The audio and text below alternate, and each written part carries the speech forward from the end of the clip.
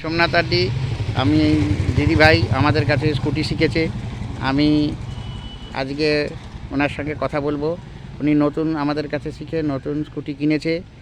দিদিভাই, এই স্কুটি কত দাম নিল? হ্যাঁ হ্যাঁ, আচ্ছা, একদম নতুন গাড়ি।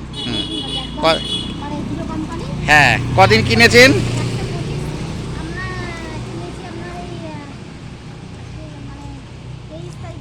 আচ্ছা আচ্ছা, তা আপনি আমাদের কাছে দিন 10-12 মতো শিখেছেন, তাই তো? শিখে এখন অল্প অল্প চালাতে পারছেন, তাই তো? হ্যাঁ, মনের শখটা পূরণ হচ্ছে। হুম, যাক, ভালো হয়েছে। এখন নিজের গাড়ি কিনে এদিক সেদিক কাছাকাছির মধ্যে যেতে গেলে খুবই প্রয়োজন। সেটা আপনি যদি পারেন তাহলেই আমাদের একটা শান্তি, যে না, হ্যাঁ, শেখানোটা সার্থক হবে। তা আপনি একটুখানি আস্তে আস্তে চালিয়ে দেখান, দেখি কীরকম স্টার্ট করে একটু একটু করে চালাতে পারছেন, দেখি। যত প্র্যাকটিস করবেন তত আরও ভালো শিখতে পারবেন। দেখুন আপনাদের সামনে দিদিভাই একা আস্তে আস্তে স্কুটিটা চালাবে। উনি কিন্তু ভালোভাবে পা পান না, কিন্তু তারপরেও উনি নিজের যোগ্যতায় আস্তে আস্তে আস্তে আস্তে কিন্তু স্কুটারটা চালাচ্ছেন।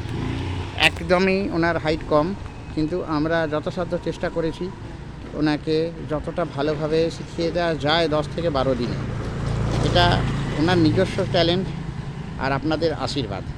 এতে আমি দীর্ঘ 25 বছর স্কুটি বাইক চালানো শেখাই, কিন্তু এই যে দক্ষতায় যদি হাইট ভালো নাও হয় তাও কিন্তু আমরা চেষ্টা করি। দেখুন দিদিভাই একা চালাচ্ছে।